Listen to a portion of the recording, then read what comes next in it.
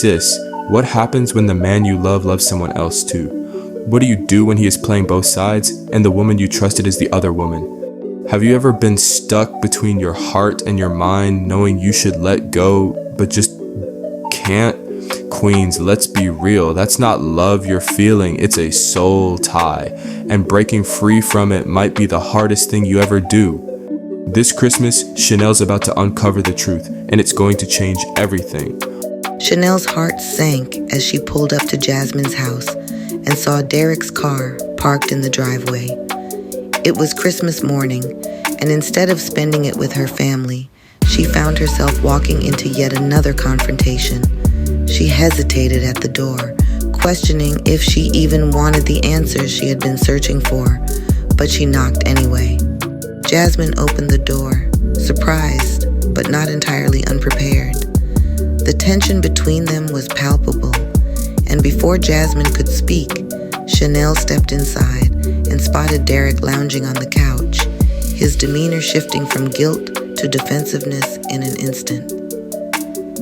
"So this is why you didn't show up for Thanksgiving?" Chanel's voice was sharp, cutting through the awkward silence. "You ghosted me for her?" Derek scrambled to his feet, his words stumbling. "It's not what it looks like." Jasmine tried to interject, but Chanel turned to her, her frustration boiling over. "Save it.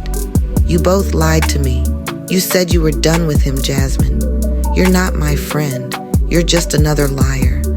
Jasmine's voice wavered as she tried to explain. "Chanel, it's not like that. I thought you were over him." "Over him?" Chanel snapped. "How can I get over him when he's texting me every day, telling me I'm the one? And you, playing the friend card just to keep tabs on me? You two deserve each other." Derek stepped forward, trying to calm the situation. "Chanel, listen, I love you, but what, Derek?" Chanel interrupted. "But you can't let her go? You're going to stand here and tell me you're in love with me while you're sleeping with her?" Derek hesitated, then blurted out the truth.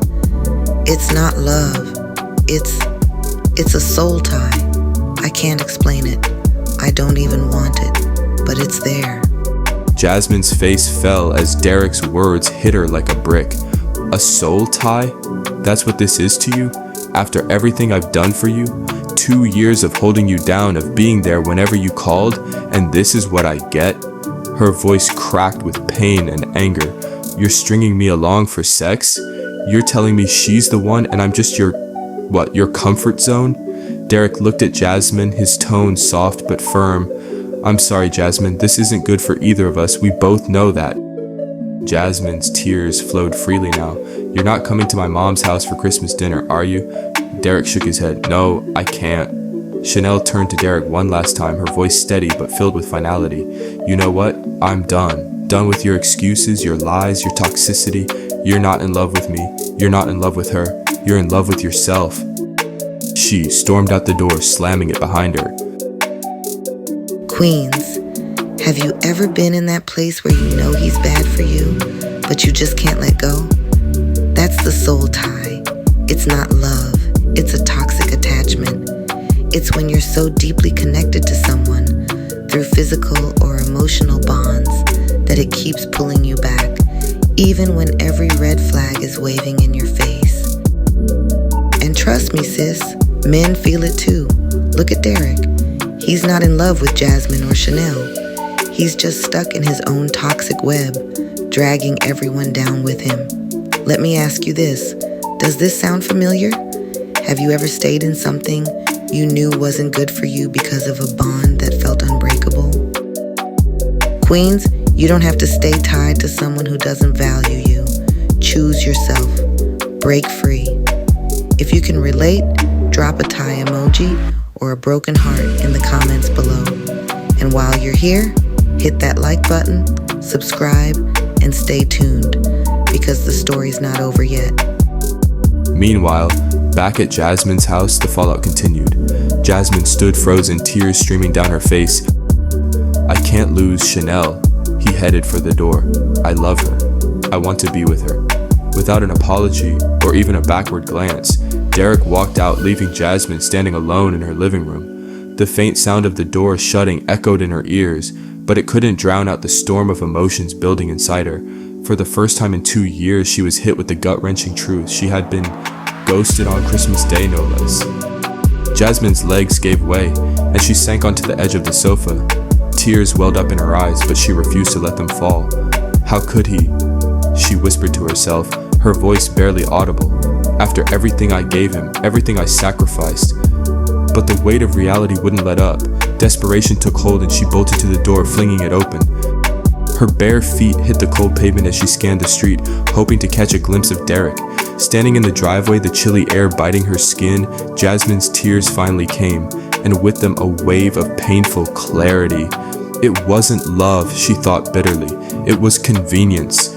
It was fear of being alone. It was nothing real. The truth was a knife, cutting deep. Derek didn't just ghost her. He shattered the illusion she had clung to for years. Chanel's phone buzzed relentlessly, Derek's name flashing on the screen over and over again. The same man who had caused her so much pain now seemed desperate to pull her back into his chaos. But Chanel wasn't the same woman she was yesterday. She stared at the phone for a moment, her heart steady, and hit ignore. Her drive home felt like the longest miles of her life, each one carrying the weight of her decision. But this time, it didn't hurt the same way. Her pain had shifted. It was no longer about losing Derek. It was about reclaiming herself. Derek wasn't just a man who had ghosted her.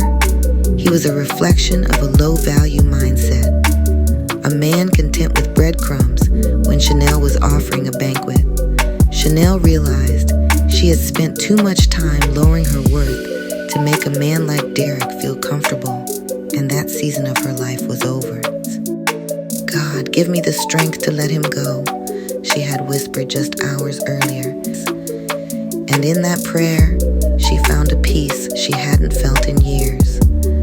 Now, as she packed her bags, she could feel the presence of something greater, a quiet but powerful reminder that she was ready to heal, ready to rise, ready to walk in her worth. Chanel picked up the phone and called Lisa first.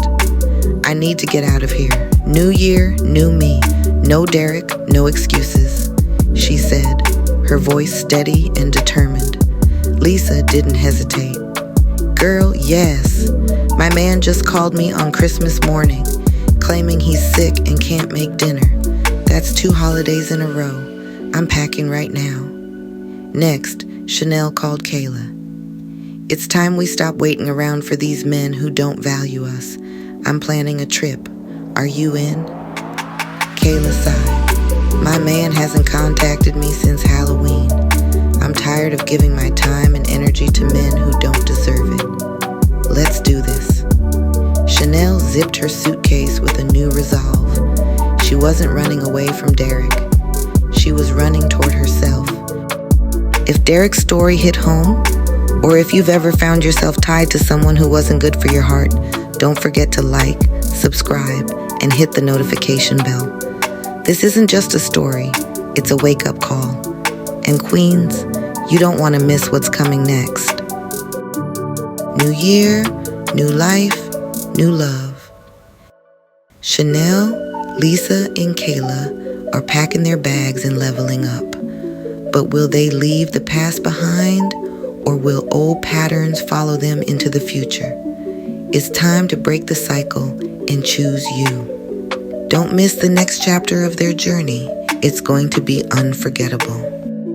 Happy New Year. And the best is yet to come. Stay woke, see real, and remember, it's not the red flags you see, it's the ones you ignore. Thank you, and God bless.